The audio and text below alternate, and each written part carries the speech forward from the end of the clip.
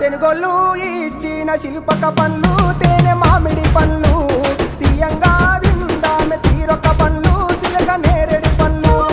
కాబోళ్ళు ఇచ్చిన మక్క కంకులు అవి పాల కంకులు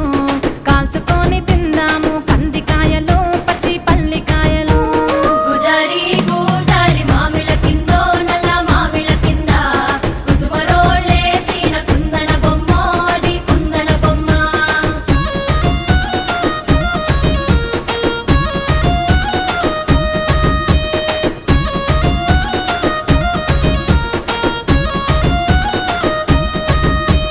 బెస్తోలు పెట్టిన పచ్చి చేపలు అవి వట్టి చేపలు